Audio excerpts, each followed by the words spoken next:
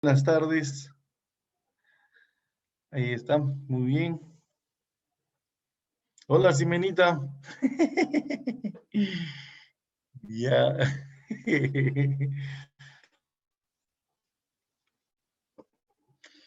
Buenas tardes, Camila El Morales. Buenas tardes, Gianfranco Ramírez, Simenita Lozano, Jair Mar Alexander. Eh, Buenas tardes, Urco, Ángelo.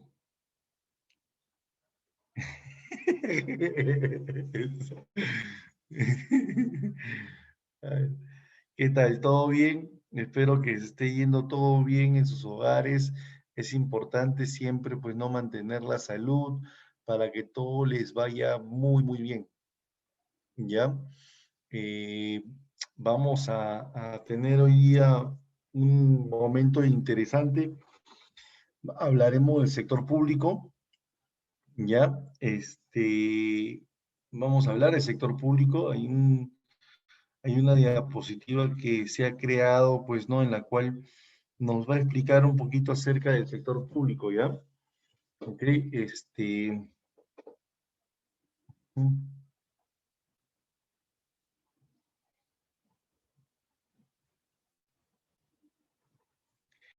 a ver, vamos a proyectarnos, pues, ¿no? Hablando acerca del sector público, un poquito de ello, ¿no? Ya,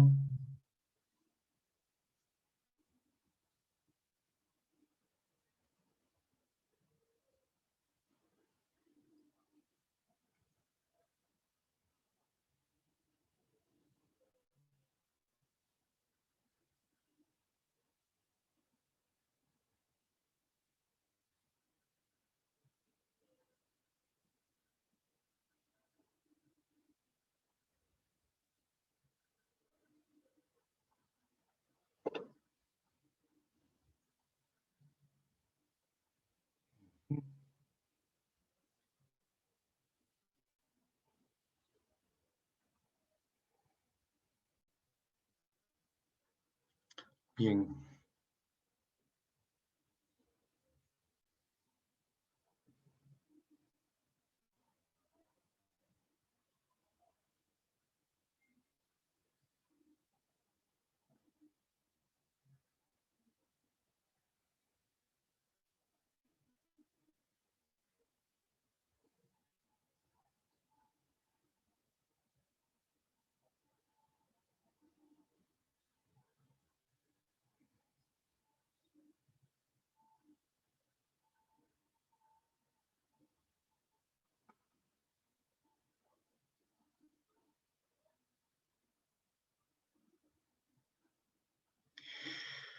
bien. A ver, vamos a mostrar entonces el día de hoy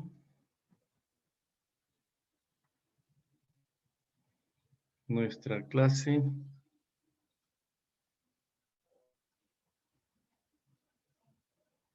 que es sumamente interesante hoy día.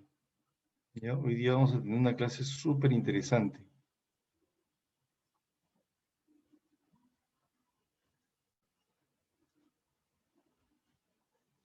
¿No?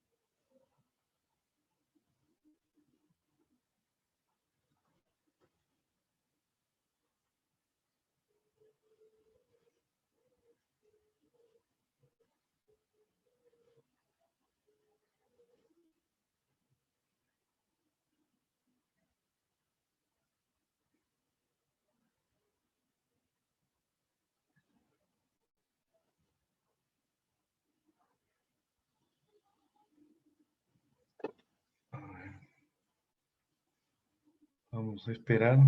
Ya. Listo. A ver, vamos a ver quiénes son los que están en sala de espera. Rosa, Caco, Jordan de aquí.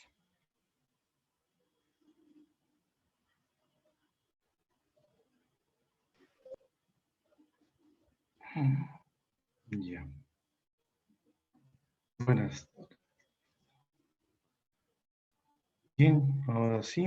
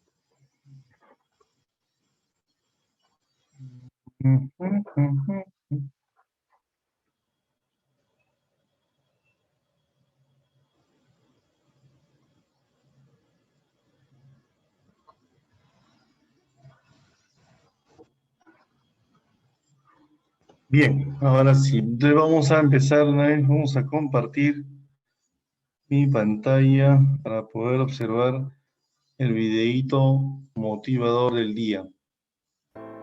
Querido estudiante, hoy estoy aquí contigo un día más para darte esa motivación que necesitas, esas ganas que te hacen falta y ese apoyo que todos queremos. Hoy es un día más de vida y es un día nuevo para aprender cosas nuevas. ¿Cómo te sientes? Aquí todos estamos para apoyarnos unos a otros, porque todos estamos en el mismo barco y aunque no todos vamos al mismo destino, todos pasamos por un duro camino, lleno de dificultades, lleno de estrés, de tristeza tal vez, pero también lleno de felicidad. Porque ¿quién no se ha sentido feliz al ver su resultado en un examen? Esa satisfacción que nos llena el alma de saber que nuestro esfuerzo valió completamente la pena. Yo como estudiante sé lo duro que puede llegar a ser esto, lo duro que es desvelarse por tener que hacer alguna tarea o estudiar para un examen. También sé lo duro que es levantarse todas las mañanas, incluso sin ganas de querer hacerlo. Sé lo duro que es tener que sacrificar mucho y a veces solo recibir un poco. Pero también sé lo bueno que es. Sé lo importante que puede llegar a ser para algunos, para muchos, para nosotros.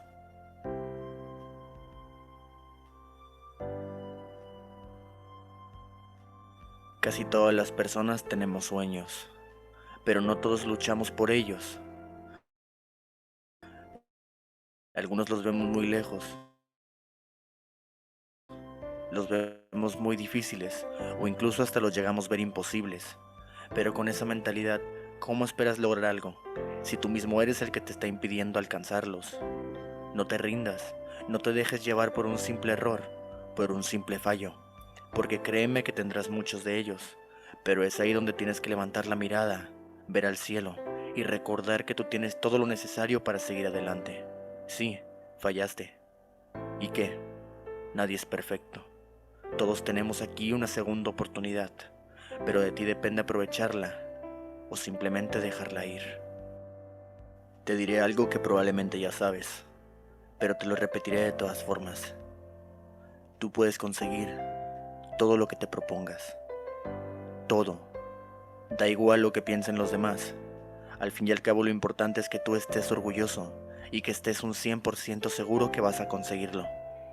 Porque tú vales mucho y tú puedes con todo.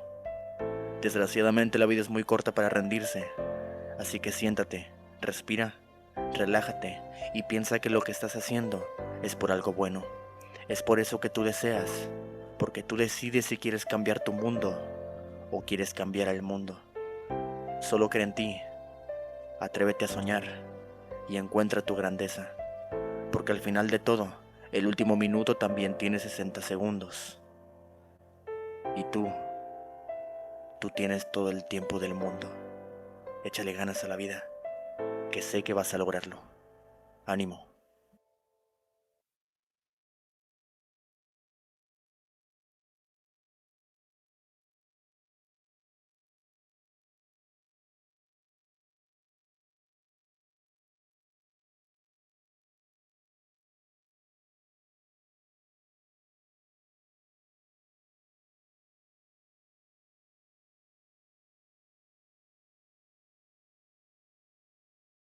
Bien, eh, este es el videito motivador, pues, ¿no? Para poder hacer, pues, ¿no? De que ustedes sigan encontrando esas ganas, ese deseo de poder salir adelante, ¿no?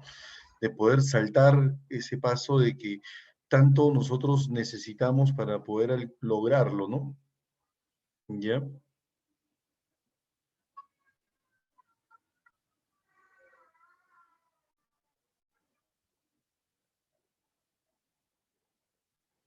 Bien.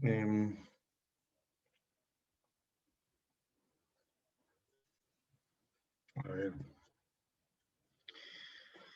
Y ahora vamos a observar, pues, ¿no? La diapositiva que nos toca el día de hoy.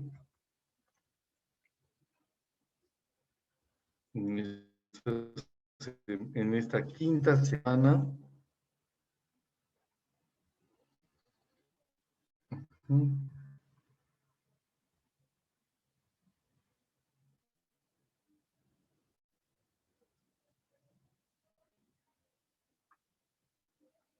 A ver, un poquito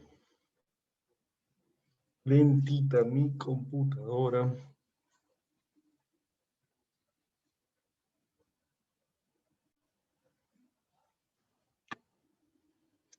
A veces retas que empieza así media lenteja, si no carga bien todo. Así que un ratito ahorita vamos a poder mostrarlo, ¿no, chicos?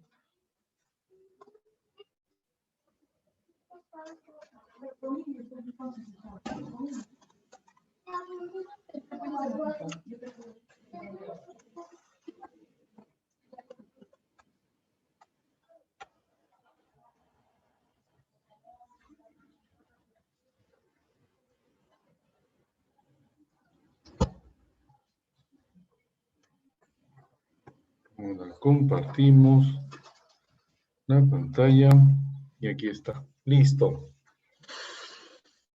Muy bien, chicos, vamos a empezar entonces nuestra clase del día de hoy. En esta semana tenemos el tema del sector público, sistema tributario, presupuesto público y el Estado peruano, de parte de educación cívica, ¿no? ¿Ya? Vamos a empezar, pues, ¿no? Mostramos, a ver, dentro de lo que es el sector público, nosotros tenemos que considerar que hay un conjunto de instituciones, ¿no? Son un conjunto de instituciones, ¿no? Ya sean empresas, organismos y personas que buscan formar parte de lo que es la entidad del Estado, ¿no? Un conjunto de instituciones, empresas y personas que realizan actividades económicas en beneficio de la sociedad a nombre del Estado, ¿no? Ese es el sector público. Tenemos que entender que el sector público, como consideramos una entidad básica, importante, nos ayudará, pues, ¿no? A identificar, pues, ¿no? La prestación de servicios, ¿no? Para la sociedad, ¿no? ¿Ya? Eso es lo que nosotros debemos de tener en cuenta, ¿ok? Ahora, parte importante dentro de lo que es el sector público, ¿no? Es considerar qué instituciones, ¿no? Qué instituciones nos ayudarán, pues, ¿no? A prestar servicios para el Estado, para la población, pues, ¿no? ¿Ya? Y es donde nosotros consideramos, pues, ¿no? Ciertos tipos de instituciones, ¿no? Básicas. A ver. Formas de participación, ¿no? Perdón, del Estado en la economía, ¿ya? ¿De qué manera el Estado participa en la economía? ¿Ya? Mira, aquí tenemos en consideración, o debemos de tener en consideración,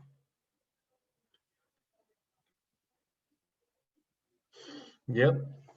Formas de participación, o sea, ¿de qué manera el Estado suele participar en la economía? A través de una economía de mercado, ¿no? La economía de mercado mayormente se busca una actividad importante, ¿no? También hay una economía socialista, ¿no? La economía de mercado se manifiesta principalmente en una economía liberal, ¿no? En donde el papel del Estado es reducido, o sea, no debe participar netamente en la economía, dice. Una economía de mercado, ojo, una economía de mercado. Es una economía en la cual el papel del Estado es reducido, o sea, no participa. El mercado es el mejor asignador de recursos, ¿no? ¿Quién lo planteó esto? Fue Adam Smith. Adam Smith planteó una economía de mercado, ¿ya? Pero Carlos Marx no expresó la idea de una participación del Estado totalmente. Rechaza el planteamiento liberal con una economía socialista en donde el Estado debe dirigir toda la economía. La libre competencia no es justa, dice, siempre ganará el más fuerte. ¿Ya? ¿Ya? La propiedad privada de los medios de producción debe ser socializada. ¿Ya? Esto implica mucha importancia, mucho reconocimiento de lo que es el Estado, ¿no? Como una entidad importante, ¿ya? ¿Ok? Entonces, pero, profe, en nuestro país no hay economía de mercado, ni siquiera hay economía socialista, ¿no? ¿Qué dice la Constitución? ¿Qué nos dice la Constitución Política del Perú? La Constitución Política del Perú dice que la economía de nuestro país, o sea, la forma de nuestro país es una economía social de mercado. ¿Y quién lo propuso? Pues John Maynard Keynes. A partir del siglo XXI, de 1929, mejor dicho, ya, eh, la participación del Estado en la economía debe ser principalmente para aplicar un mayor gasto social. Gasto netamente social. El mercado es ineficiente para corregir desequilibrios, ¿no? Por eso es que el Estado debe orientar el desarrollo de un país, ¿ya? Pero ojo, con participación también del Estado, claro que sí, ¿no? Una economía social de mercado es una economía en la cual el mercado funciona, pero con regulación del Estado. El Estado tiene que orientar el desarrollo del país, ¿ya? John Maynard Keynes, y luego pues no apareció Milton Friedman para poder expresar su idea en base a una economía también netamente pues no privada, ¿no? Una economía privada. ¿Ok? Entonces, en nuestro país, la economía que funciona es una economía social de mercado, en la cual ¿no? La participación del Estado es importante, pero sobre todo en los gastos sociales. gastos de carácter social. El mercado no puede corregir ese equilibrio, por eso es que el Estado tiene que compensar a este mercado. ¿Ya? Funciones del Estado.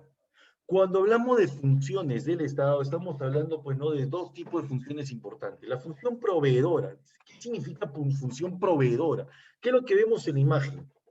En la imagen nosotros vemos una carretera, ¿no es cierto? Dicen que las carreteras son vías de comunicación, pero estas vías de comunicación se tienen que mejorar, se tienen que mantener de manera adecuada para que pueda cumplir, ¿no?, los objetivos del Estado mismo, ¿no? Sobre todo el sector también, pues, ¿no?, lo que es el transporte. Y la otra es una función estabilizadora, obviamente. Pues una función estabilizadora indica o implica, pues, ¿no?, una participación del Estado en mantener estable la economía del país. Una de las instituciones que busca la estabilidad económica es el Banco Central de Reserva del Perú, que participa en la política monetaria. Acuérdate de eso, ¿no? ¿Ya? A ver, ¿en qué consiste la función proveedora? El Estado debe proveer los bienes y servicios que el sector privado no puede y no desea producir. Obviamente las carreteras es eso. La educación gratuita también, ¿no? La educación gratuita a través de colegios, a través de universidades, que el Estado no, que el sector privado no puede cumplir. Entonces, el Estado debe proveer de esos recursos, ¿no? Bienes y servicios que el sector privado no puede, no puede y no desea producir. Mira, la función estabilizadora implica lo siguiente. El Estado busca solucionar y reducir los problemas económicos tales como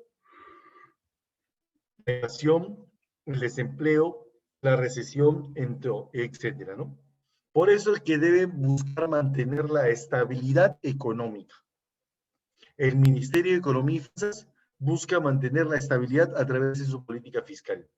El Banco Central de Reserva también a través de la política monetaria. ¿Ya?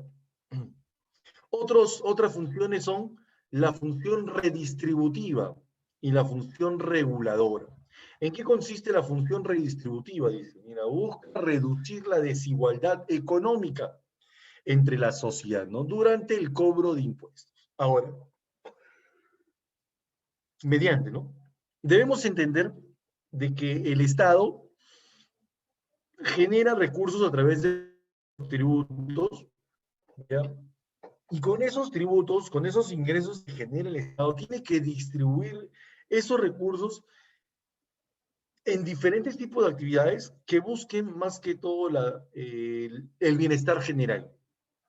Entonces, al momento de generar los ingresos a través de los tributos y otros aspectos más, a través del presupuesto, ellos redistribuyen los recursos generados, pues no, para el bienestar general, para el bienestar de la sociedad. ¿Ya? A través de gastos sociales, por ejemplo, ¿no? Programa Juntos, Caliwarma, Cuna Más, ¿no? Esos son programas de gastos que generan gasto social, ¿no? Y la otra es una función reguladora. Dice que el Estado debe guiar a la economía a través de leyes, normas, ¿no?, etcétera. O sea, debe poner reglas de juego a las empresas en la economía. Les debe poner reglas. Todo eso es una parte importantísima, ¿no?, de lo que es de cara al colegio, de cara a lo que es el Estado, ¿no? Entonces, el Estado tiene 4 funciones importantes en el sector económico. El sector público, mejor dicho. El sector público tiene 4 funciones principales. La función, proveedora, proveer los bienes y servicios al país para que puedan no mejorar lo que es el consumo, ¿no?, de bienes y servicios que no pueden ser presentados o producidos por el sector privado. Hay una función estabilizadora, mantener estable la economía del país. La función redistributiva o redistribuidora, redistribuir los recursos generados a través del sistema tributario para el bienestar social, ¿no?, a través de gastos sociales. Y la función reguladora, pues, no es establecer normas, una normativa para poder hacer que las empresas cumplan todo su cometido. ¿Ya? Fallas de mercado, ¿por qué el Estado tiene que intervenir en la economía? ¿Por qué el Estado de vez en cuando tiene que intervenir en la economía? Porque en el mercado, como es un mercado incompetente, perdón, imperfecto, mejor dicho, ya está. Como es un mercado imperfecto, y ustedes lo saben muy bien, ya estamos entrando en una situación de, de que cometen determinadas fallas o ineficiencias, pues el Estado tiene que solucionarlo. Pero para poder solucionar esas fallas de mercado hay que conocerlas, ¿no? Tenemos que conocer esas fallas. A ver, las fallas de mercado son imperfecciones del mecanismo de mercado que impide que los resultados sean óptimos, ¿ya? O sea, imperfecciones del mecanismo del mercado que impiden que los resultados sean óptimos, ¿ya? Principales fuentes de las fallas. Eh, la competencia es imperfecta, como te lo dije hace un rato, existen de vez en cuando monopolios naturales, ¿no? Que se forman, pues, no por el dominio y por excesivos gastos. Hay externalidades que son negativas, ¿no? Las externalidades se manifiestan, pues, no porque en el entorno externo de una empresa, de un agente económico, siempre hay situaciones que agravian o que difieren, ¿no? El normal funcionamiento de la entidad, ¿no? Bienes públicos que son insuficientes, como los bienes del sector público, o sea, el sector público no puede brindar todo lo que la población necesita, entonces, por eso que el mercado, bueno, en este caso se aprovecha de ello, ¿no?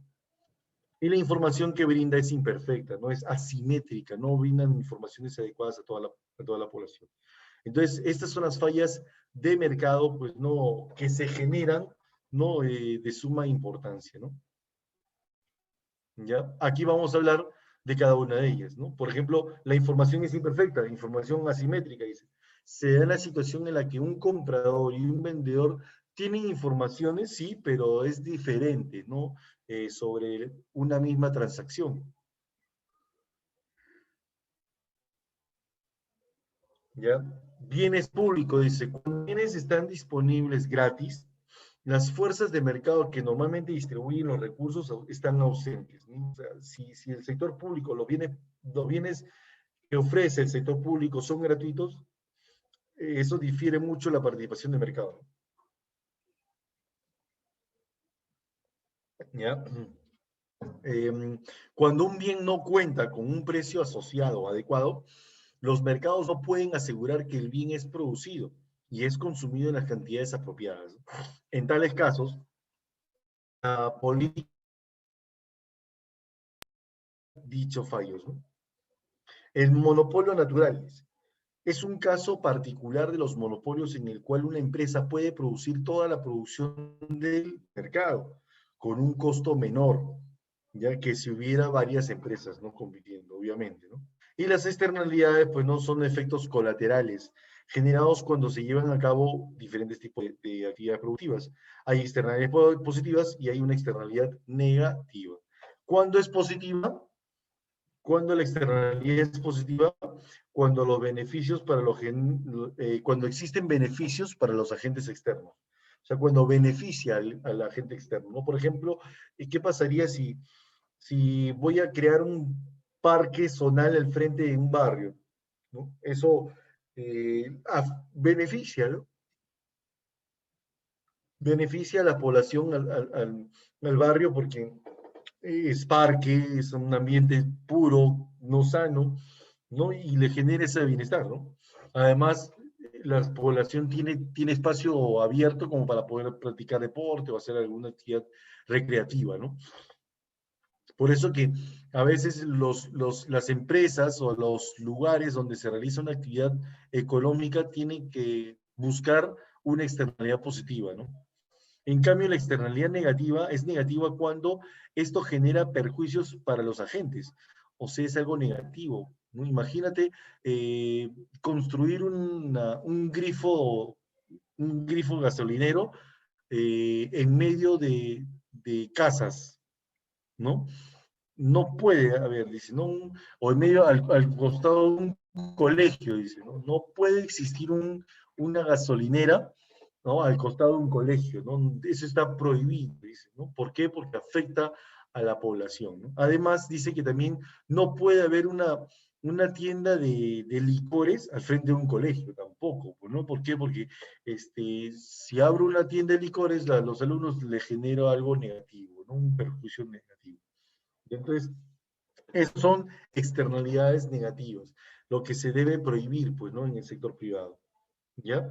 Entonces, así conocemos a estas fallas de mercado, ¿no? El mercado falla por encontrarse una información asimétrica, no existen bienes públicos que son gratuitos y generan mucha competencia en la empresa privada. El monopolio natural dice cuando las empresas surgen, pues no porque empiezan a dominarse a sí mismos económicamente, y las externalidades, ¿no? ¿Ya?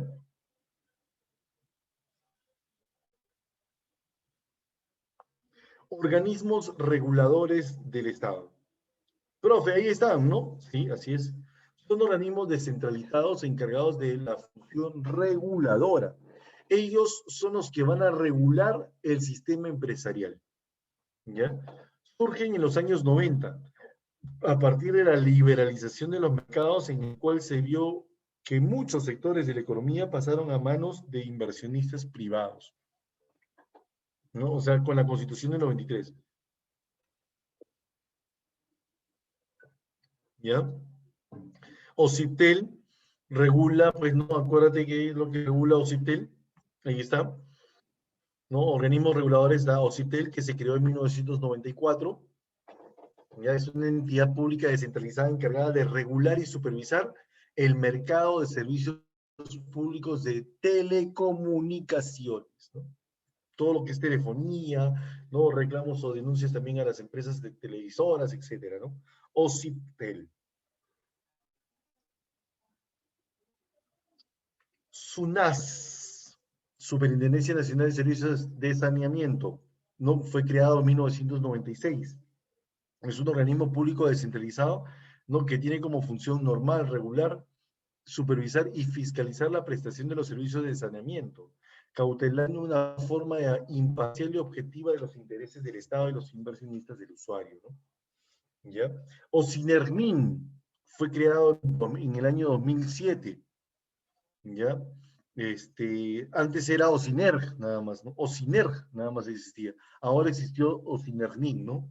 Por eso que se creó en el año 2007, ¿ya? Su misión ahora es regular, supervisar y fiscalizar en el ámbito nacional el cumplimiento de las disposiciones legales y técnicas relacionadas con actividades del sectores de electricidad, hidrocarburos y minería, ¿ya? Luego viene Ocitran, Transportes, e Indecopi, ¿no? 1992, ¿no? Esto promueve la economía peruana una cultura de leal y honesta competencia para proteger todas las formas de propiedad intelectual también, ¿ya? Desde los signos distintivos y los derechos del autor, ¿no? ¿Ya? Todo eso son las entidades reguladoras del Estado, ¿no? Tenemos OCIPEL, SUNAT, OCINERVIN, OCITRAN e INDECOPI, ¿no? ¿Sí? SEDAPAL no es un organismo regulador, SEDAPAL es una empresa que elabora o que brinda un servicio a la población, ¿no? Servicios de agua y saneamiento, ¿no? No, de agua, todo eso. Eso es SEDAPAL, ¿no? ¿Ya? Salud también es una empresa del Estado. ¿Ya? SEDAPAL, Salud, ¿no? Hablamos de organismos o empresariales, ¿no? ¿Ya? Pero quienes regulan todo esto es, ahí está, ¿no? CITEL, SUNAS, todo eso. Ujú. ¿Ya? Esos son los órganos reguladores. Y ahora vamos a ver un video que nos va a mostrar acerca de lo que es el sistema tributario, ¿no?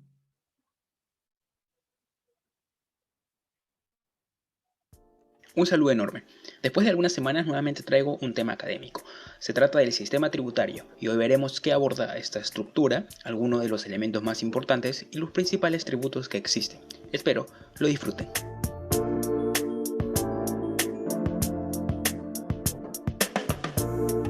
El sistema tributario es un sistema que está compuesto por el conjunto de normas legales, organismos públicos y procedimientos destinados al cobro de tributos. Un tributo es una prestación pecuniaria de carácter coactivo impuesta por el Estado para financiar gastos públicos. En palabras simples, es el dinero que darán los ciudadanos para que el Estado les construya obras públicas o desarrolle actividades de importancia nacional.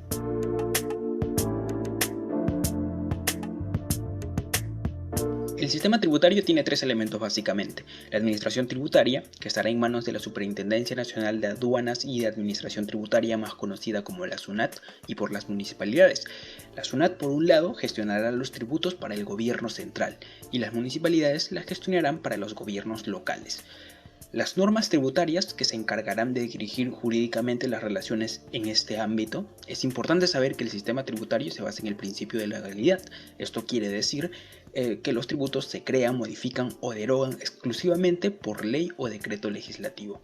Y en este caso las leyes más importantes son el Código Tributario, la Ley del Impuesto a la Renta y la Ley del Impuesto General a las Ventas e Impuesto Selectivo al Consumo. En cuanto a la política tributaria, que será la dirección funcional que tendrá este sistema, será diseñado por el Ministerio de Economía y Finanzas.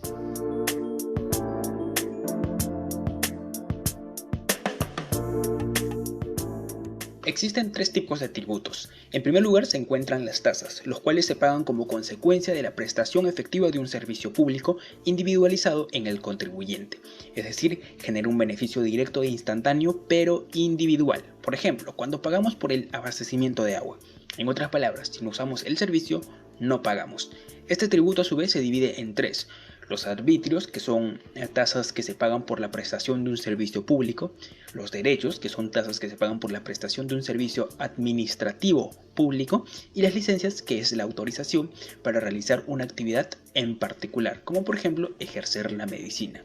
En segundo lugar se encuentran las contribuciones, los cuales, al igual que las tasas, generan una contraprestación, es decir, pagamos por algún servicio que el Estado nos va a dar. Pero a diferencia de las tasas, en las contribuciones el beneficio no se va a generar de forma instantánea. Por el contrario, se reflejará en las obras públicas a través del pago que se hace en un peaje, por ejemplo, o actividades estatales como la contribución al SENATI. Por último, se encuentra el impuesto. A diferencia de los ya nombrados, en el impuesto no habrá una contraprestación directa. En palabras simples, aquí el Estado nos cobrará por nuestra riqueza, que se resume en lo que tenemos y en lo que consumimos. Existen dos tipos de impuesto: el directo e indirecto.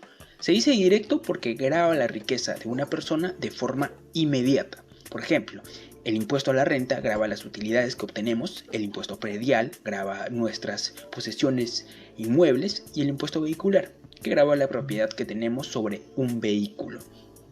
Por otro lado, se dice impuesto indirecto porque grava la riqueza de las personas a través de lo que consumen. Aquí se encuentra el impuesto general a las ventas, que grava los productos o servicios más comunes que usamos; el impuesto selectivo al consumo, que grava productos determinados por razones de salud o seguridad, como el cigarro o el azúcar; el impuesto a la alcabala, que grava la transferencia de bienes inmuebles; el impuesto a las importaciones, también conocidas como aranceles; y por último, el impuesto al rodaje, que es el impuesto de la gasolina. Bien, eso ha sido todo. Espero que hayan disfrutado el video, y si es así pueden darle un me gusta, compartirlo o suscribirse a mi canal. Soy Enictalobe y hasta la próxima. O sea, a grandes rasgos, esto es lo que nosotros conocemos como el sistema tributario, ¿cierto? ¿Qué es el sistema tributario entonces? El sistema tributario es el conjunto de instituciones, normas y principios con los cuales regula el traslado de los recursos, o sea, tributos, desde las personas naturales o jurídicas hasta el Estado. Todos nosotros le transferimos tributos al Estado. Todos, profesor, yo también, claro, de manera indirecta, claro está, ¿no? O sea, ustedes de manera indirecta lo transfieren al Estado, otros de una manera directa, pues, ¿no? Entonces, pero todas las personas naturales o jurídicas transfieren recursos, o sea, a través de los tributos hacia el Estado, ¿ya? Ahí tenemos, por ejemplo, elementos importantes del sistema tributario, por ejemplo, el código tributario, que es un instrumento sumamente importante, pues, ¿no? Que nos expresa la normatividad del sistema tributario, ¿no? También tenemos aquí a los tributos, que son, ¿no? El instrumento necesario para realizar todo el sistema de transferencias, ¿no? Y los tributos se dividen, pues, ¿no? De acuerdo al gobierno central, de acuerdo a los gobiernos locales y otros fines, ¿no? ¿Ya? Acá no son todos, hay algunos por ahí, ya, que sí son permitidos, ¿no? Bueno, elementos del sistema tributario. Cuando hablamos de los elementos del sistema tributario, estamos hablando, pues, ¿no? De aquellos elementos que son utilizados para poder para organizar el sistema, ¿no? Para poder organizar el sistema. Tenemos a la administración tributaria, que son el conjunto de instituciones, ¿no? Organismos que se encargan de recaudar, ejecutar y fiscalizar todos los tributos del Estado. ¿Ya? Organismos que recaudan, ejecutan y fiscalizan los tributos del Estado.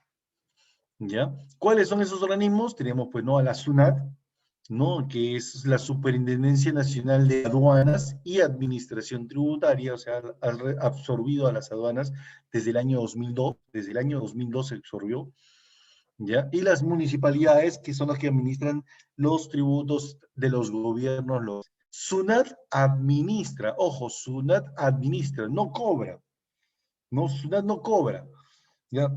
SUNAT administrará los recursos obtenidos del gobierno central, ¿ya? ¿Dónde se cobra? Pues, no, quien lo cobra es el Banco de la Nación, pues, ¿no? Las entidades bancarias son las que van a cobrar todos los tributos, ¿ya? Pero al momento de trasladarse hacia el Estado, ¿no? La SUNAT es la que va a administrar todo eso, ¿no? Va a verificar todo ello. Las municipalidades, pues, ¿no? Que son las entidades que van a administrar los tributos de los gobiernos locales, ¿ya? Ahora, es importante también decir de que la política económica o la política económica, mejor dicho, ¿no? Como medidas que el Estado aplica para poder organizar el sistema tributario. Dentro de la política económica se encuentra la política fiscal, que está dirigida por el Ministerio de Economía y Finanzas, y la política monetaria, que es dirigida por el Reserva del Perú. Pero dentro de la política fiscal, la que busca generar ingresos y gastos para el Estado, tiene además, ¿cómo te digo, no? Tiene adicional, dentro de la política fiscal, dice diferentes tipos de políticas. Hay una política presupuestaria, una política tributaria, una política arancelaria, una política de mercado, entre otros. Dentro de la política tributaria se encuentran las medidas que diseña y orienta y dirige, ¿no? Todo lo que es el sistema tributario. Y es dirigido por el Ministerio de Economía y Finanzas, ¿ya? A través de sus principios básicos, ¿no? ¿No? Como por ejemplo la simplicidad, ¿no? Tenemos a la equidad, la neutralidad, ¿no? Fácil administración, facilidad administrativa, ya entre otros, ¿no? Principios. Normas tributarias, aquellas disposiciones legales creadas por el Estado, ¿no? Para poder regular el sistema de todos los tributos, ¿ya? Disposiciones legales, ¿no? Las normas tributarias se van a establecer a través de disposiciones legales, como por ejemplo la norma más importante este sistema tributario, la norma más importante del sistema tributario es el texto único ordenado del Código Tributario, ¿ya? El Código Tributario es como si fuera la Biblia, ¿ya? Ahí vamos a encontrar cómo es que se organiza todo el sistema tributario, qué funciones deben cumplir, cuáles son los objetivos y todo lo demás, ¿ya? Los tributos también, ¿no? O sea, dentro del Código Tributario vamos a encontrar todo tipo de información que se requiere para poder realizar su actividad, ¿no? ¿Ya? Y también tenemos a las leyes, ¿no? La ley del IGB, la ley del impuesto a la renta, ¿no? Pero la norma más importante, la norma tributaria más importante es el Código Tributario, ¿ya? El Código Tributario es la norma más importante del sistema tributario, ¿ya? Por último tenemos a los tributos.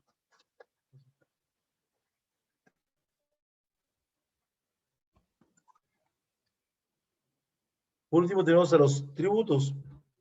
Pago obligatorio en dinero o en especie que el Estado exige, impone, ¿ya? A los contribuyentes para poder ejercer sus funciones. ¿Ya? Profe, ¿qué funciones? Ya lo hemos visto hace un rato, ¿sí o no? ¿Te acuerdas de las funciones o no? ¿Te acuerdas de las funciones del sector público, no? La función estabilizadora, la función proveedora, la función redistributiva y la función reguladora. Para que pueda cumplir con sus funciones, el Estado necesita de recursos. ¿Ya? Esos recursos son los tributos. ¿Ya? Los tributos se crean, modifican o se derogan, ¿no? Solo por ley o decreto legislativo, si en caso es necesario, ¿no? ¿Ya? Los tributos se dividen en tres: impuestos, contribuciones y tasas. Ya sabemos acá, bueno, esta parte de historia de los tributos. Le llamamos tributo en nuestra definición, pago en dinero en especie, ya establecido legalmente, al Estado para cubrir los gastos que demanda el cumplimiento de sus fines, siendo de manera exigible coactivamente ante su incumplimiento, ¿no? ¿Ya? Esta es la definición de tributo. Las clases de tributos tenemos a los impuestos. ¿Ya? ¿Te acuerdas de los impuestos o no?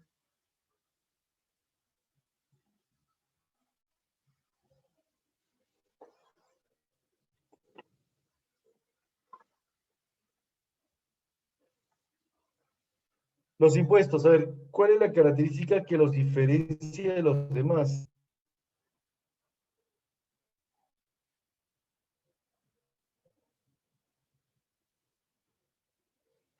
La característica que los diferencia de los demás es lo siguiente, dice, ¿no? Tributos cuyo pago no origina una contraprestación directa por parte del Estado a favor del contribuyente. ¿Eso qué quiere decir? Que el que paga los impuestos no va a recibir ningún tipo de beneficio por parte del Estado. ¿Ya? Eso es lo que nosotros debemos de tomar en cuenta, ¿no? ¿Ya?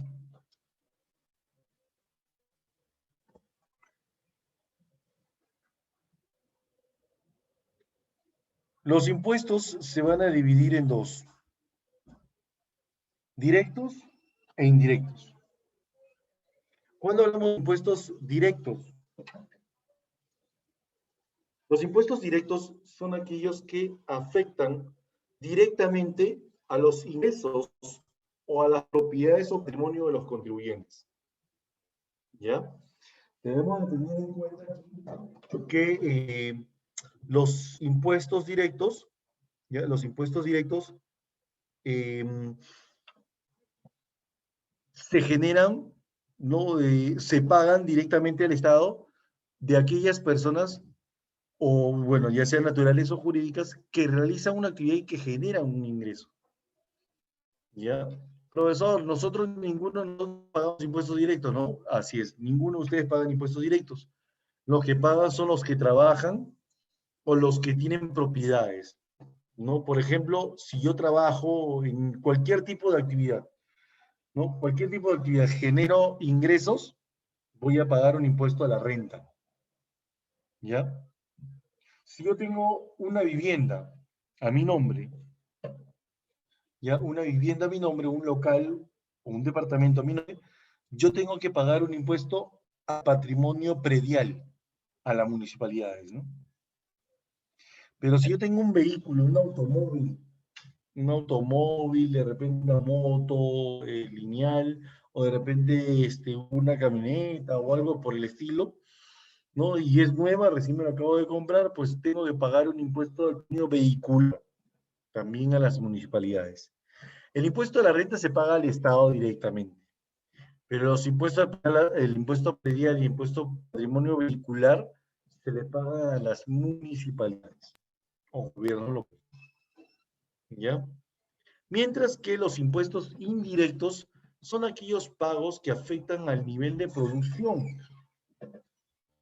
¿ya? Afectan al nivel de producción y al consumo. O sea, por los bienes y servicios que se crean y se consumen, se paga, pues, no un impuesto de manera indirecta, ¿ya? Aquí estos impuestos vienen incluidos en el precio de venta, ¿ya? Esos impuestos indirectos, recuerda que son aquellos impuestos regresivos. Los impuestos directos son progresivos. ¿Por qué? Porque a mayor ingreso o mayor propiedad, mayores impuestos, ¿ya? Mayor cantidad de impuestos.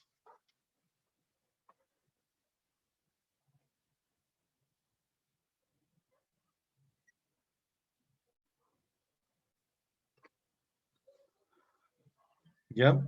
Pero los impuestos indirectos sí son regresivos, ¿no? Si tú compras más o tenemos más bienes, ¿no? El impuesto tiende a ser menor, ¿no? Se siente menor, ¿no? ¿Ya? Esos son los impuestos, ¿no? Hay un ejemplo, el impuesto general de ventas, que es el impuesto más importante del Estado.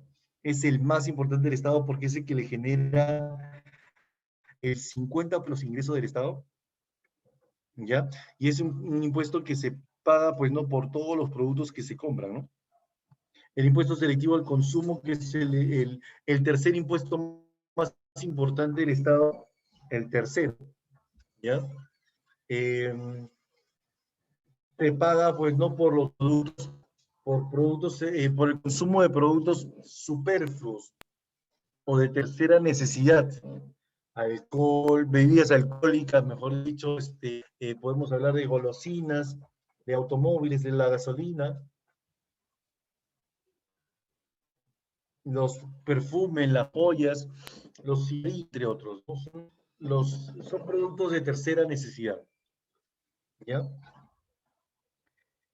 Cuando hablamos del impuesto a las importaciones, estamos hablando, ¿no?, de los impuestos que se pagan, pues, no por los productos que se importan, también se llaman aranceles, ¿ya?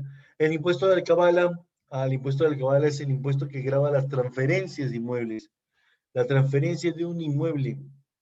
Oye, mira, se lo estoy vendiendo a una persona, pero para poder trasladarle el título, se tiene que pagar un impuesto, ¿no?, de alcabala, ¿no? Un impuesto de alcabala. Grava la transferencia de inmuebles, ¿no? El impuesto al rodaje es aquel que grava, eh, a ver, grava a la obtención de todos aquellos productos que son derivados del petróleo, ¿no? Todo aquel producto que es derivado del petróleo, ¿ya? Por ejemplo, la gasolina, hablamos de los neumáticos, los automóviles o vehículos, ya también tienen que pagar un impuesto al rodaje, ¿no? ¿Ya? Entonces esos son los impuestos directos y los indirectos, ¿no? Contribuciones. ¿A qué le llamamos contribuciones? Tributo cuyo pago tiene un efecto generador, ¿ya? Tiene un efecto generador.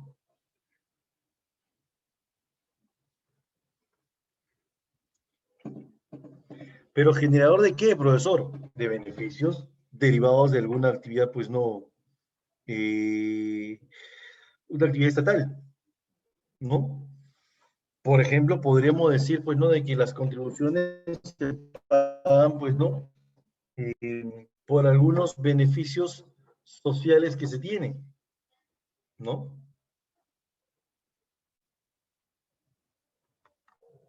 Ups, perdón. Por ejemplo, ¿no? De las contribuciones que nosotros podemos reconocer, hablamos de la contribución a la salud, ¿no? ¿Qué beneficio nos puede generar esta contribución a la salud? Nos genera, por ejemplo, un beneficio de salud, ¿no? Todas las personas deberían gozar de este derecho. También, bueno, hay algunos que tienen, que pueden gozar del Seguro Integral de Salud, del SIS, pero esos son los de la población vulnerable, ¿no? En cambio, ¿no? Principalmente pueden recibir un seguro. Las empresas están obligadas a asegurar a sus trabajadores, ya sea de manera particular, ¿no? De manera particular, por ejemplo, a través de las clínicas y todas las empresas aseguradoras, pero de manera, pues, no estatal y asiento en todas las empresas, ¿no? Lo primero que tienen que es un derecho de salud, ¿no? Salud, ¿ya? El Senati en este caso también es un pago, pero solamente para aquellas personas que realizan actividades de trabajo industrial, ¿ya? Servicio Nacional de Adiestramiento en Trabajo Industrial se llama la empresa, Senati, ¿ya? Y la otra es la Oficina de Normalización Previsional, ¿no? La que se paga, pues, no por jubilación, ¿no? Por jubilación, ¿ya? Esos son pagos o contribuciones, ¿ya?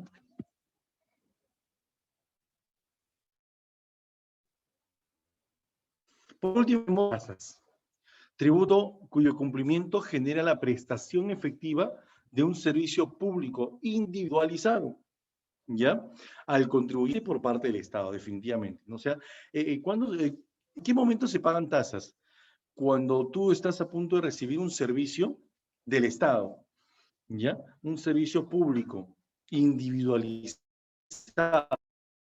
individual por cada persona, ¿no? Si yo quisiera entrar a un parque zonal, ¿no? Tengo que pagar una tasa, ¿no? Si yo quiero utilizar las autopistas, tengo que pagar peajes, ¿no? Claro, también es una tasa, ¿no? Si yo quiero utilizar un estacionamiento público, también una tasa, ¿no? Si yo quiero sacar mis documentaciones, también una tasa, ¿no? Si yo quiero ver mi calle limpia o los parques limpios, también hay que pagar una tasa, ¿no? Las tasas son prestaciones, ¿no? Para el cumplimiento de un servicio público individualizado, ¿no?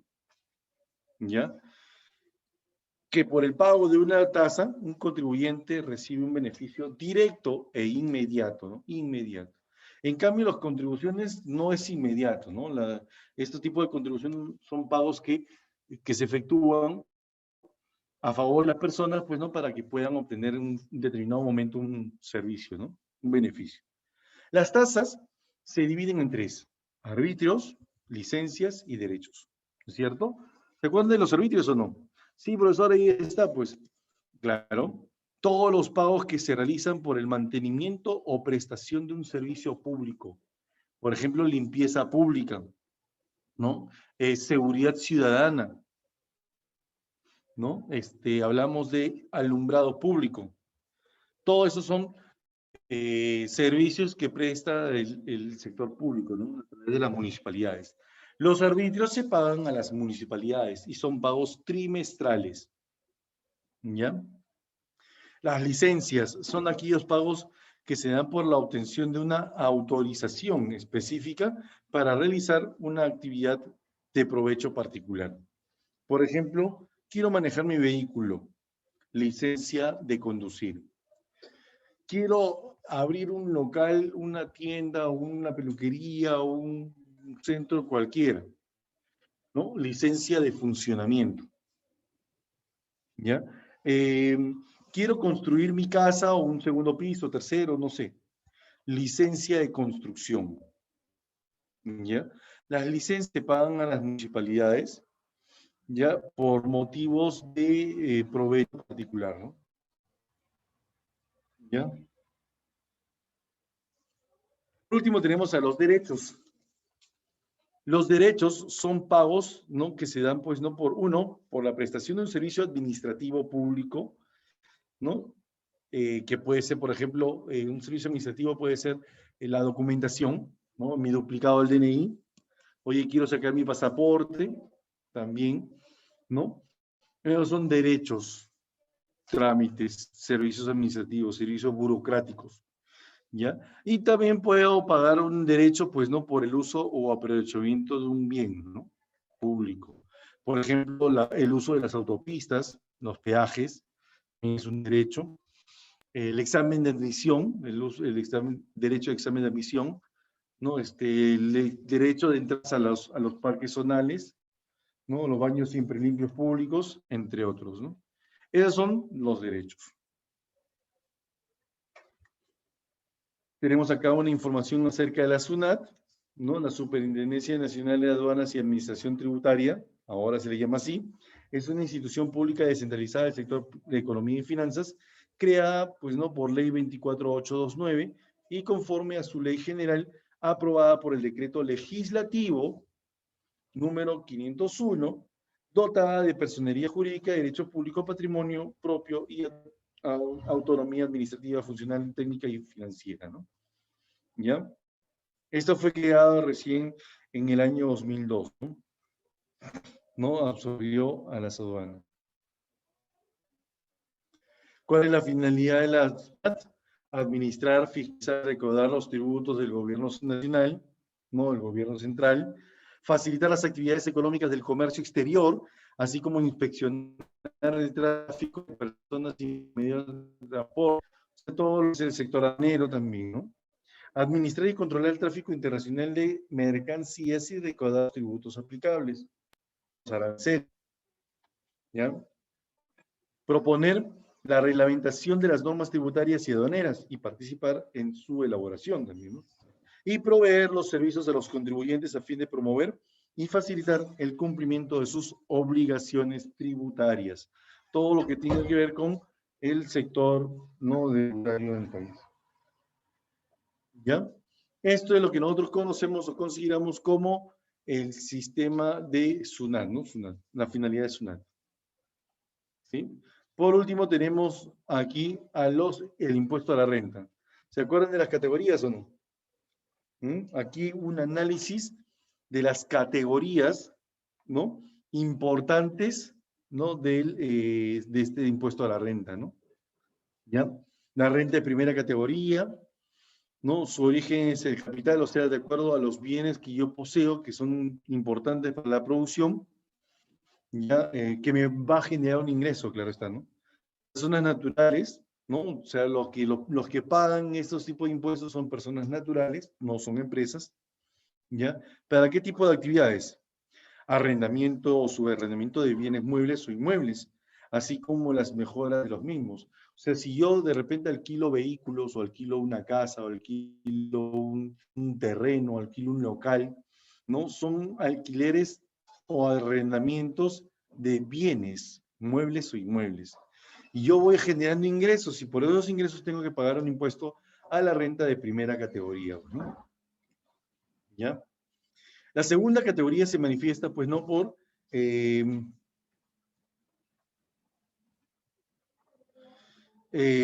también un origen en el capital, también lo pagan personas naturales, ¿ya? Y se paga, pues, no por actividades, ¿no? También como, por ejemplo, las rentas obtenidas por intereses de colocación de capitales, o sea, los préstamos, regalías, patentes, rentas vitalicias, derechos de llave y otros, ¿no?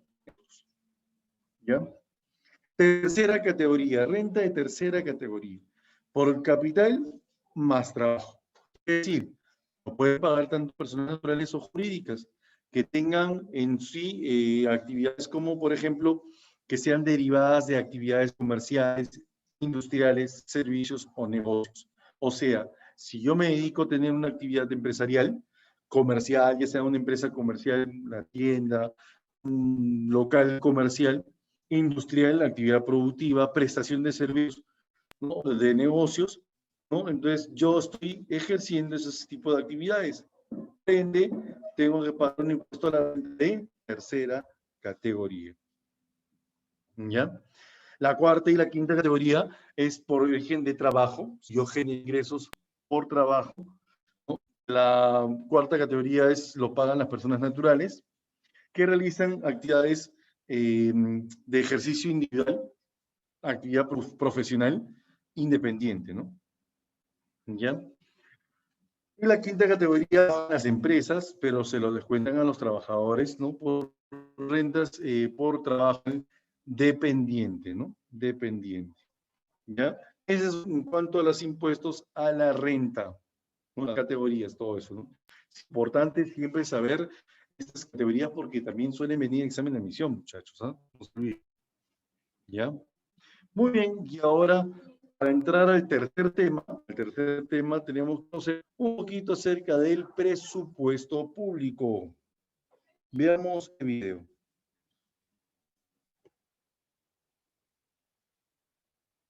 El día de hoy nuevamente tenemos el gusto y el lujo de tener a Jorge Vaga Campodónico, que nos va a ilustrar sobre un tema de su especialidad.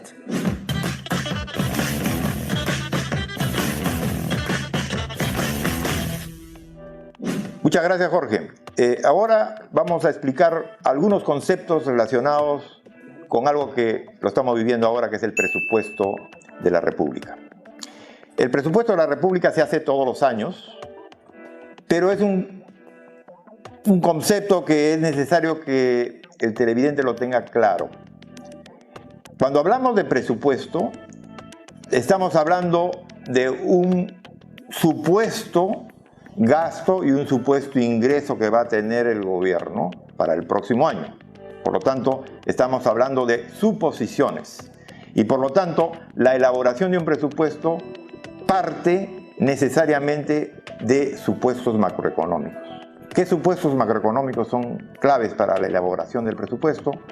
El crecimiento del PBI en términos reales, el valor o el nivel de la inflación esperada para el próximo año y el tipo de cambio. Esos conceptos son muy importantes. ¿Por qué? Porque el presupuesto se elabora en porcentajes del PBI, en este caso PBI nominal, que es la composición del PBI real y la inflación y el tipo de cambio en algunos casos si se trata de deuda, por ejemplo, en dólares. ¿Por qué son relevantes estos tres conceptos? Porque el gobierno en los últimos años ha estado haciendo proyecciones muy optimistas del crecimiento del PBI. El caso típico, tanto el Banco Central como el Ministerio de Economía proyectaban el crecimiento hasta hace unos pocos meses para este año por encima del 4%. Sin embargo, vemos que la realidad no va a ser 4%, sino va a ser apenas 2,5%. ¿Qué significa eso en términos del presupuesto? Bueno, gastos proyectados o estimados se hicieron con los supuestos errados, dar más. Si se gasta más, obviamente se va a generar mayores déficits. Y yo creo que ahí es importante aclarar el concepto de lo que es un déficit. Veamos ahora el concepto de déficit. La definición de déficit es la diferencia entre los ingresos, impuestos, y los gastos. El problema es que el sector público es enorme. Hay que tener ingresos y que son gastos o egresos. Los ingresos se dividen en lo que serían los impuestos propiamente dichos. Pero también, además de los impuestos, hay otro tipo, las tasas, las contribuciones, lo que paga uno para su seguro de jubilación. Pero además de eso hay otras tasas que son las que cobran, por ejemplo, las reguladoras o las municipalidades o los gobiernos regionales. Entonces, hay una serie de conceptos que quedan muy claros por el lado de los ingresos. Del lado del gasto también es necesario diferenciarlo. Hay lo que se gasta para remuneraciones y otros bienes, y eso se conoce como gasto corriente. Los intereses son lo que se paga de acuerdo al nivel de deuda que se tenga. Y además hay otro concepto que es importante, que es el gasto en capital, o sea, lo que es la inversión. Esto es muy importante tenerlo en cuenta porque depende cómo se genere el déficit, va a impactar en la economía. No es lo mismo tener un déficit por haber gastado en términos corrientes mucho más dinero, por ejemplo, aumentar remuneraciones, que tener un déficit por haber hecho una mayor inversión. En el caso peruano, ahí es donde está la relevancia. Cada día nosotros estamos gastando más en remuneraciones y cada día menos en inversiones, que es lo que va a permitir crecer en el futuro. Muchas gracias, Jorge. Esperamos que Jorge ha compartido con ustedes haya llenado tus expectativas. Comparte este video y síguenos en redes sociales. Bien, se dan cuenta entonces, hay varios términos que ayudan a poder establecer en el sistema de presupuesto, ¿no? ¿Estaba lento el video? ¿Seguro? A ver, dame un segundo.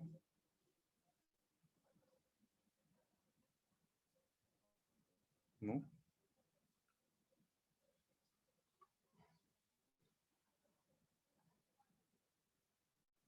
Sí, ¿no?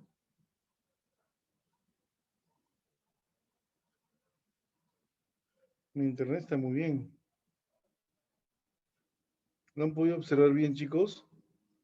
A ver, por favor. Sí, ¿no? Se veía bien.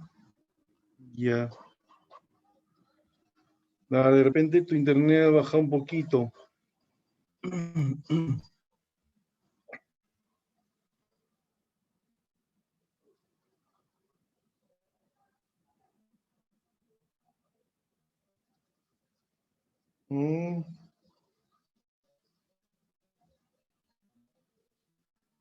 De repente tu internet se ha generado un poquito de problemas, ¿no?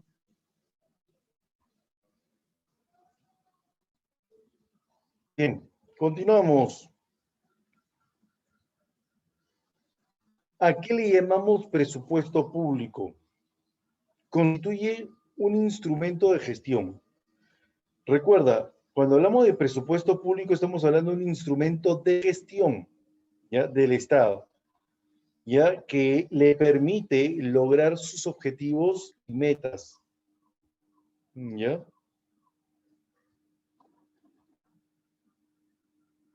Ah,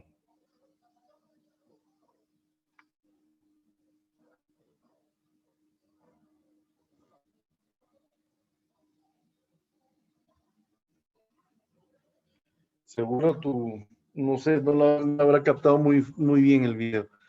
De todas maneras, ¿cómo se llama?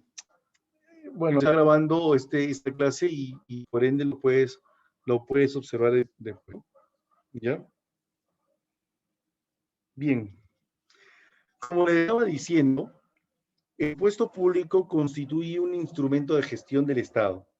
El Estado con ese instrumento puede gestionar el uso de sus recursos, ¿no? Para poder lograr sus objetivos, metas importantes, ¿no? Del bienestar general, ¿no? Que ayude al bienestar general.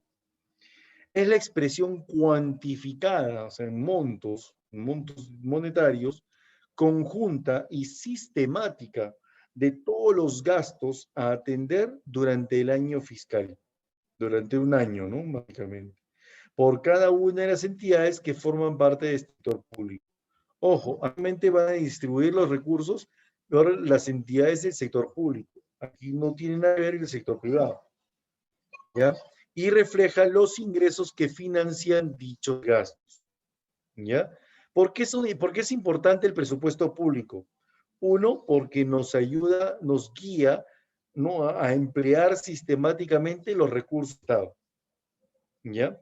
Y la otra es porque con los recursos se lo meta de estabilidad y seguridad, ¿ya? Eso es lo que nosotros vamos a determinar en el presupuesto público. ¿Por qué es importante? Porque ayuda a guiar el empleo sistemático de todos los recursos del Estado y porque con los recursos se pueden lograr metas, ¿no? De estabilidad y seguridad interna, ¿no? Seguridad del país, ¿no? ¿Ya?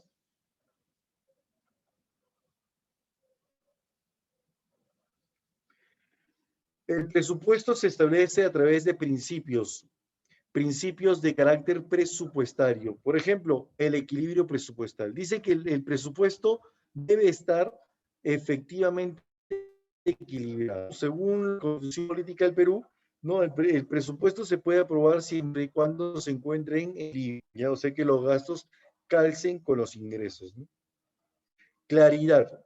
Debe ser de fácil comprensión, fácil entendimiento, no solo para los congresistas, sino para todas las personas que desean conocer el sistema tributario, ¿no? Y la otra es exactitud.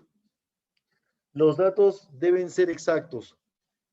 No se pueden falsear información, ¿ya? No se puede suponer información. Lo más exacto posible. ¿Por qué, profesor? Porque ayudará a poder considerar cuánto se requiere gastar en un año determinado. Claro está que a veces no resulta ser tal como se ha presupuestado. ¿Por qué? Por temas de inflación. Porque en un año puede subir el precio de un producto y eso dificulta, pues, no la alimentación de los hijos, ¿no?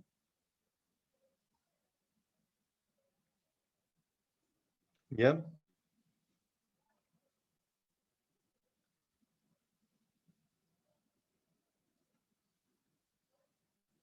Entonces, no se puede suponer, ¿no? La otra es la universalidad. Cuando hablamos de universalidad, dice que el presupuesto debe contener todos los ingresos necesarios para solventar todos los gastos requeridos. ¿Ya? Deben ser universales. Documentación. Los presupuestos, el presupuesto debe estar efectivamente y adecuadamente documentado. ¿Ya? Deben estar acompañados de una amplia, correcta y oportuna documentación. ¿Ya? Exclusividad. Obviamente, el presupuesto debe ser aprobado y discutido únicamente por el Poder Legislativo. ¿Ya? Mientras que es elaborado también únicamente por el Poder Ejecutivo, ¿no? ¿Ya?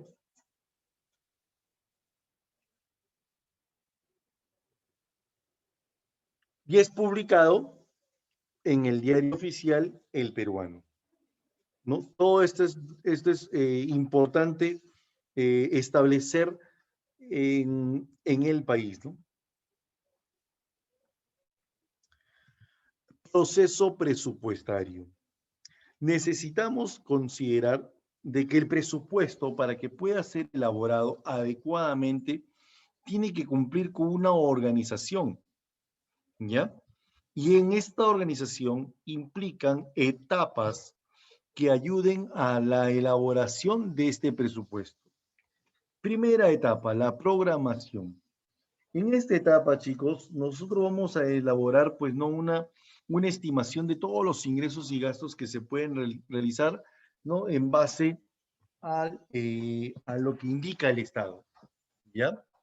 Si bien es cierto, dice por ahí que eh, el presupuesto, ¿no?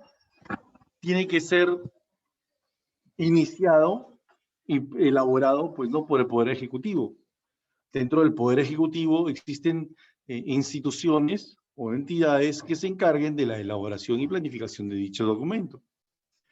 Por ejemplo, tenemos o sabemos muy bien que el Ministerio de Economía y Finanzas es el órgano encargado de la elaboración del presupuesto. Pero dentro del Ministerio de Economía y Finanzas existen entidades que son importantes en su planificación, ¿no? Por ejemplo, la Dirección Nacional de Presupuesto Público, perdón.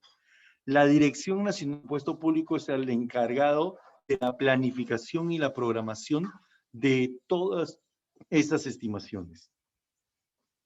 Una vez realizada la programación, se pasa a formular este documento, ¿no? En base a la asignación de todos los recursos a cada dependencia, ¿no? Esta formulación es elaborada también por el Poder Ejecutivo, ya una vez planificado el dicho proyecto, ¿no? Una vez que ya sea formulado el documento, se tiene que presentar ante el Consejo de Ministros, reuniéndose con el Presidente de la República, para la elaboración, no de este proyecto de ley. El anteproyecto se tiene que elaborar hasta el 30 de agosto, fecha en la cual el proyecto ya tiene que ser aprobado y enviado al Congreso de la República. El proyecto de ley se envía al Congreso de la República, ¿no? De parte del Presidente de la República, ¿ya?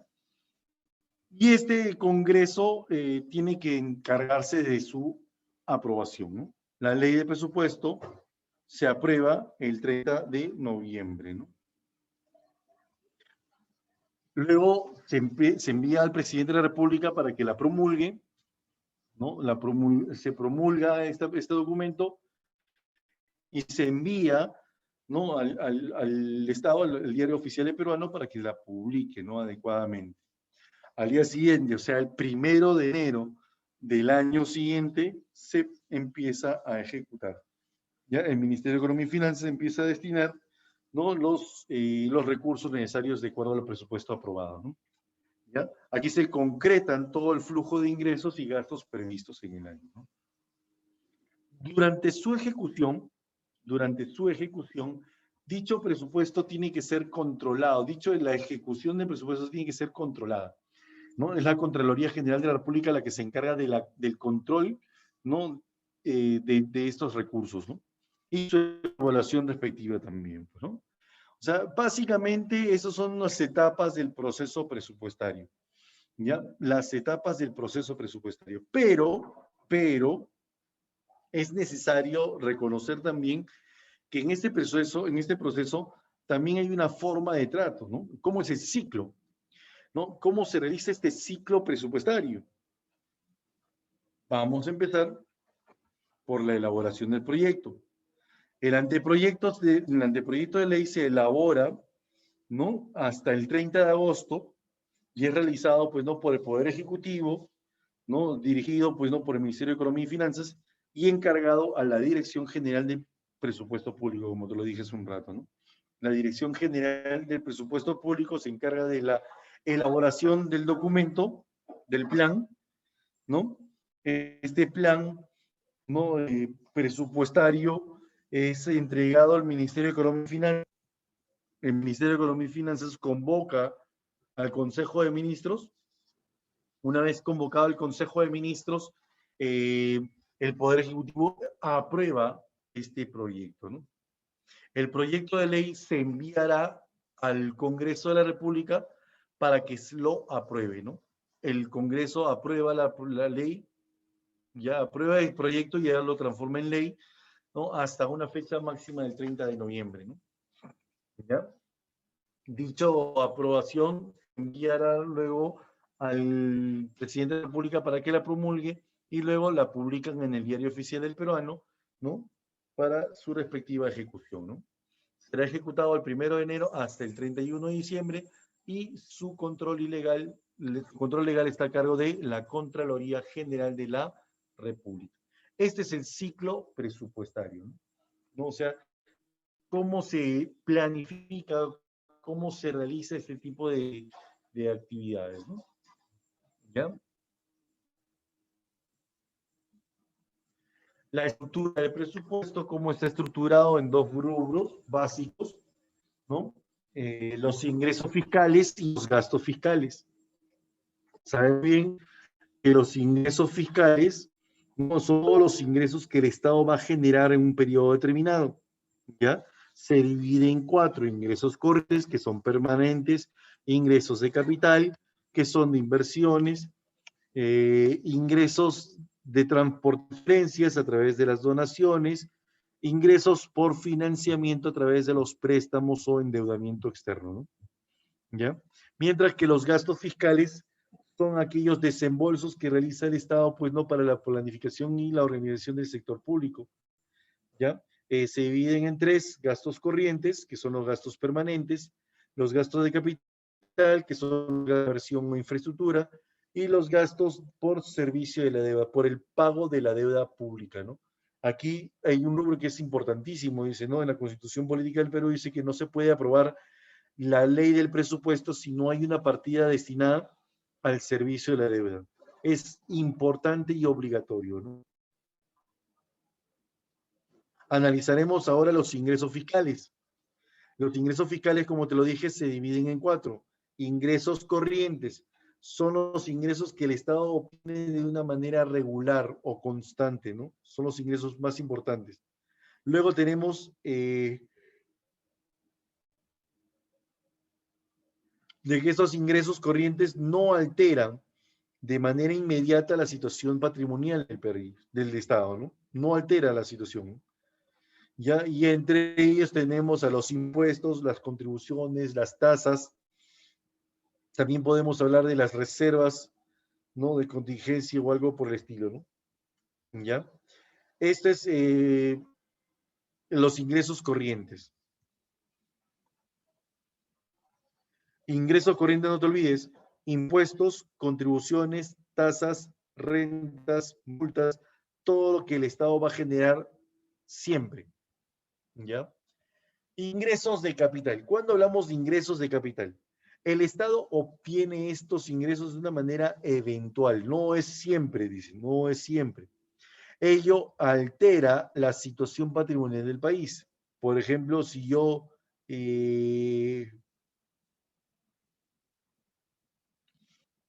si el Estado, mejor dicho, si el Estado vende tierras o vende empresas, ¿no? Se dedica a la venta de patrimonios del Estado, ¿no? Ya, la venta de activos, las amortizaciones por préstamos concedidos. O sea, si el Estado ofrece préstamos, como ya ustedes lo saben, el año pasado, a través del programa Reactiva Perú, ¿no? El Estado ofreció préstamos a las empresas privadas, pues, ¿no? Para que puedan sobresalir en el tema de pagos de sueldos, ¿no?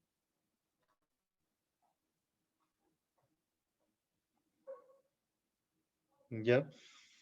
Pueden prestar dinero y lo que cobran ellos serían sus amortizaciones, ¿no? Ingresos por inversiones o ingresos por venta de acciones también, ¿no? ¿Ya?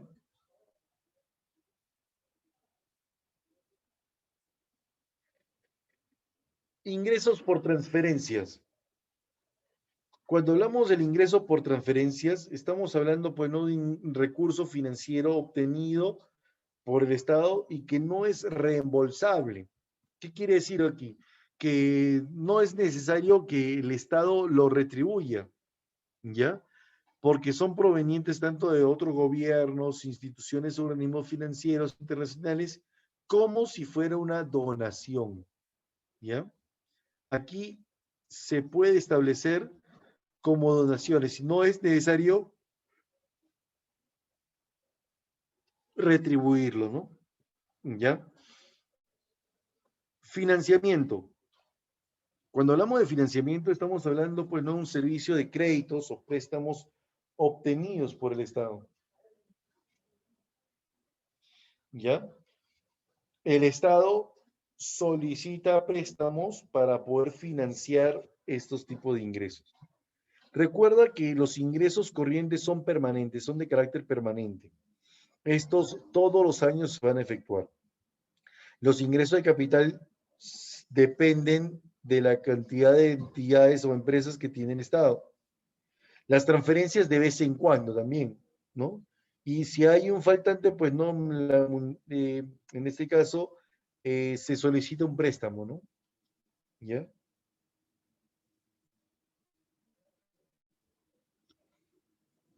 Esto es en todos los ingresos fiscales. Mientras tanto, los gastos fiscales son aquellos gastos que el Estado va a efectuar ya de manera también distinta, ¿no? Gastos corrientes también son de carácter permanente, o sea, lo realiza el Estado de manera constante, ¿ya? De manera constante,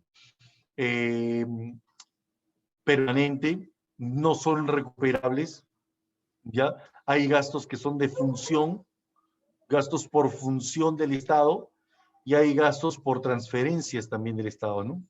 No son de carácter reembolsables, no son recuperables, ¿ya? Por ejemplo, los pagos al personal y obligaciones. Por ejemplo, ¿qué pasaría si el Estado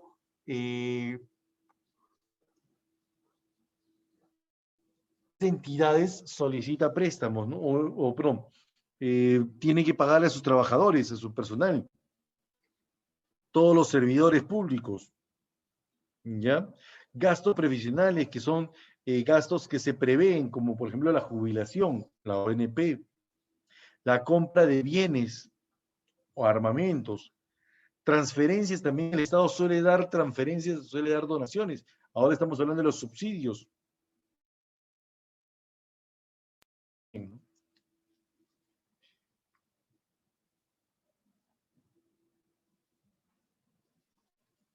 ¿Ya? Gastos corrientes.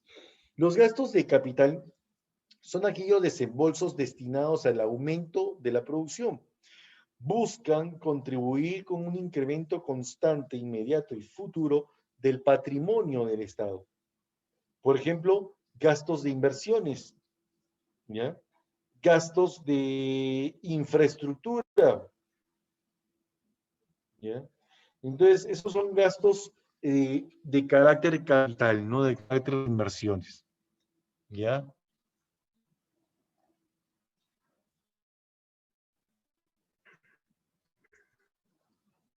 Por último, tenemos el servicio de la deuda. Y como te lo venía diciendo, el servicio o el pago de la deuda pública tiene que ser obligatorio en cada año.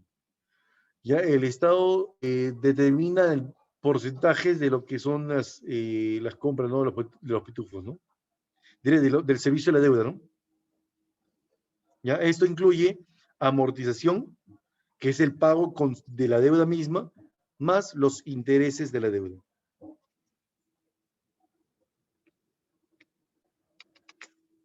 ¿Ya? Gastos de fiscales, ¿no? Al final sale un resultado. Si los ingresos fiscales suelen ser mayores a los gastos, tendremos un superávit fiscal. Este superávit fiscal se genera como un ahorro del Estado para poderse realizar diferentes presupuestos, ¿no? Pero eso nunca ocurre, ¿sí o no? Nunca ocurre esto. Hace 8.000 años que no vemos superávit fiscal. Si los ingresos fiscales son mayores a los gastos, entonces estamos en pleno déficit fiscal, pérdidas, y eso nos genera un financiamiento de endeudamiento social, ¿no? O fiscal. Pero si los ingresos son iguales a los gastos, estamos en pleno equilibrio fiscal. ¿Ya?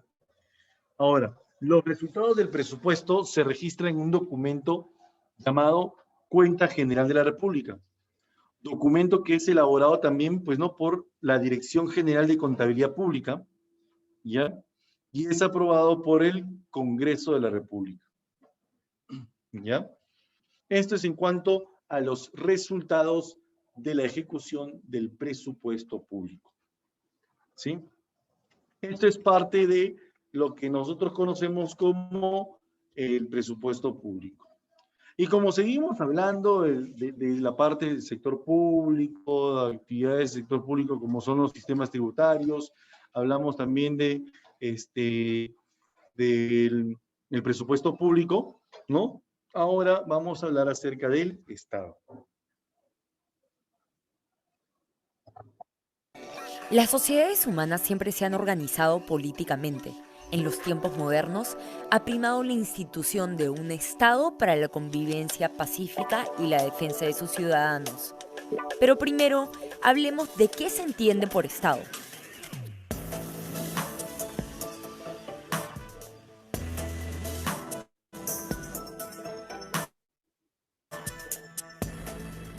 Esta es la organización de una sociedad que tiene 4 elementos importantes: el territorio, una población con características comunes, soberanía sobre su sociedad y un gobierno conformado por instituciones en manos de autoridades. Según el artículo 43 de la Constitución, nuestro Estado es una república democrática, social e independiente. Ahora, este no es el único tipo de Estado que existe. Están los estados federales como Estados Unidos, en los que a pesar de ser un solo Estado, cada territorio delimitado mantiene cierta autonomía, como legislar, establecer impuestos o manejar su seguridad. También existen monarquías constitucionales y parlamentarias, como por ejemplo el Reino Unido. Pero hablemos de nuestra definición de Estado. La palabra república implica el cambio de autoridades elegidas cada cierto tiempo y que el poder emana de los ciudadanos. Que ésta sea democrática significa que los ciudadanos participan en la elección de estas personas. En nuestro caso, estamos en una democracia representativa, es decir, los electores no toman las decisiones directamente, sino que escogen a representantes para que tomen decisiones en su nombre. A cambio, los elegidos tienen la obligación de respetar la ley, los derechos humanos y las libertades que permiten mantener nuestro sistema político.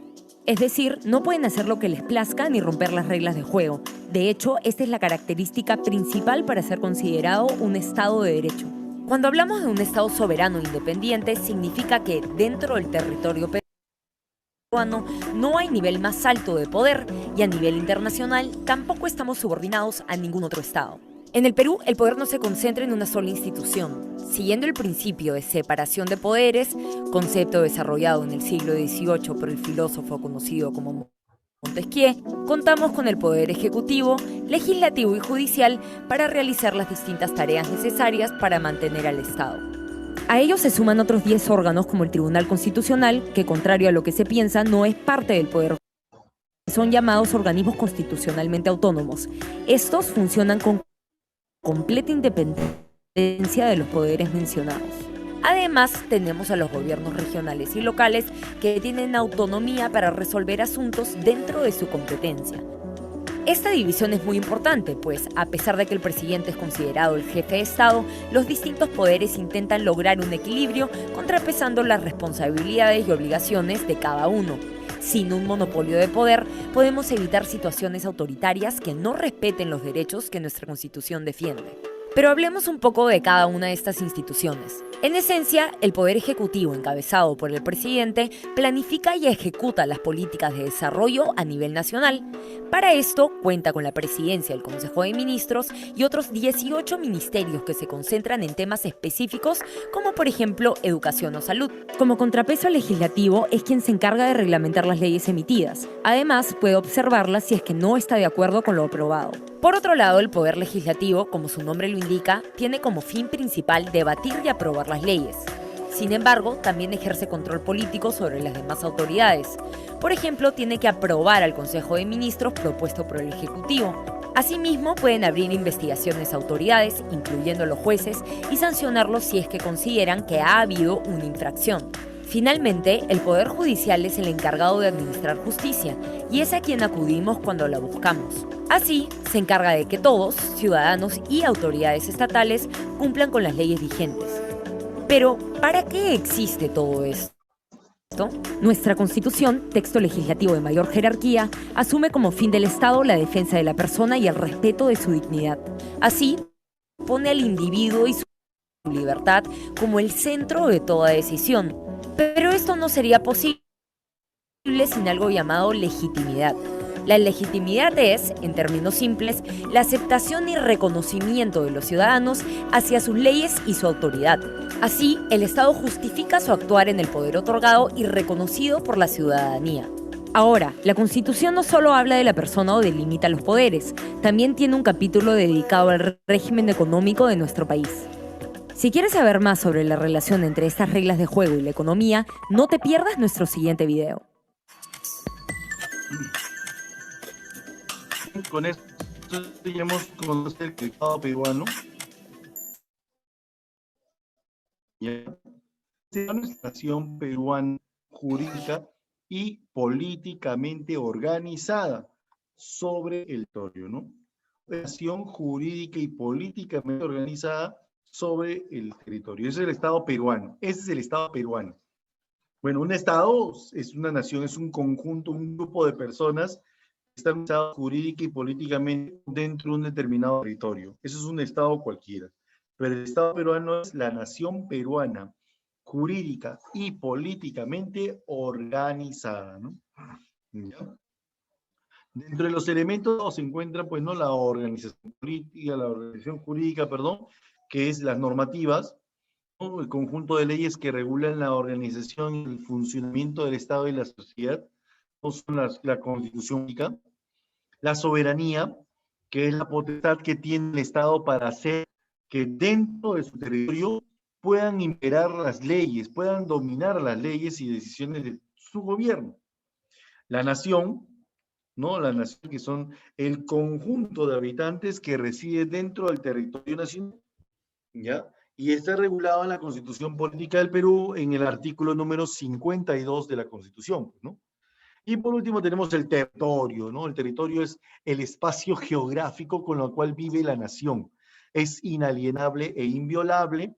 O sea, nadie puede ingresar al territorio nacional sin el permiso del gobierno y nadie puede comercializar, nadie puede vender territorios del Estado, ¿no? Así de simple, ¿no? Comprende el suelo, el subsuelo, el dominio marítimo y el espacio aéreo que lo cubre, ¿no? Todo esto lo encontramos en el artículo número 54 de la Constitución Política del Perú, ¿ya? Los deberes del Estado peruano se encuentran en la Constitución, ahí está el artículo 44 de la Constitución, y son, ¿no? Garantizar la plena vigencia de los derechos humanos, defender la soberanía nacional, proteger a la población de las amenazas contra su seguridad, promover bienestar general que se fundamente en la justicia, establece y ejecuta políticas de fronteras y sobre todo promueve la integración, particularmente latinoamericana, ¿no? ¿Ya? Es defender a la soberanía, garantizar la plena vigencia de los derechos humanos, son tal vez los deberes más importantes del Estado peruano, ¿no? ¿Cómo está estructurado el Estado peruano? Está estructurado, pues, no por una organización, ¿no? Ahí están los tres poderes del Estado, los gobiernos regionales, los órganos autónomos, los organismos constitucionales autónomos y los gobiernos locales, ¿no? Ya, claro, no hay uno que es de mayor nivel, por si acaso, ¿no? Pero sí están organizados debidamente, ¿no? Dentro de las características lo encontramos en la Constitución Política del Perú, en el artículo número 43, donde dice que la República de Perú es democrática, social, independiente y soberana, ¿no? Su Estado es uno e indivisible. Su gobierno es unitario, representativo, descentralizado y se organiza bajo el principio del poder, bajo el principio de la separación de poderes, ¿no? El poder del Estado emana del pueblo también. Aquí están los símbolos patrios. Recuerda que también en la Constitución Política del Perú encontramos a los símbolos de la patria, la bandera nacional, ¿no? En el artículo 49 dice, son símbolos de la patria la bandera de 3 franjas verticales con los colores rojo, blanco y rojo. El libertador don José de San Martín en Pisco, ciudad de Pisco, decretó el día 21 de octubre del año 1821, ¿no? La formación de estas banderas, ¿no? Por ejemplo, ahí está, ¿ya? Y resolvió la creación de la bandera nacional. Pero antes, un año antes, ya estaba tratando de planificar un estilo de banderas así, ¿no? ¿Ya? La segunda, la de José Bernardo Tagle, Marqués de Torre Tagle, dice, que fue creada en 1822, tuvo un parecido a la bandera argentina, ¿no? Solamente hay que cambiarle colores a celeste y así. Así que por eso mismo que la anularon, ¿no? Luego, la tercera, también fue creada, pues, no por José Bernardo de Torre Tagle, ¿no? Tenía también un parecido, pero ya una forma diferente, ¿no? El sol radiante, ¿no? Pero después lo quitaron porque el sol radiante no debe distinguir a la población peruana, decía, ¿no? No, sino simplemente los recursos que se establecían, ¿no? Ya, ahí está la bandera y el pabellón actual, que fue oficializada recién el 24 de febrero de 1825, ¿no? ¿Ya? El escudo peruano. Mira el escudo, cuántas historias con el escudo, ¿no? La primera versión ¿no? El escudo nacional peruano fue creado por San Martín en 1821. La segunda versión fue creada por don José Gregorio Paredes, ¿ya? Pero la tercera versión ya fue por Manuel Rodríguez, ¿no? Presidente de la Junta Militar del Gobierno, ¿no? Esos, este, los escudos, ¿no?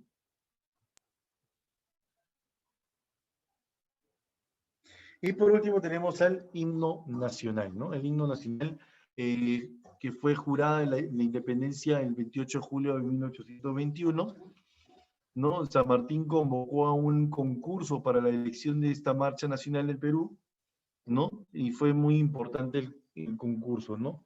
Quienes participaron fueron muchos representantes del Estado peruano, ¿ya? Y así, pues no podemos ir resolviendo este tipo de teorías, ¿no? ¿Ya? Eso es todo la parte de la clase. ¿Ya?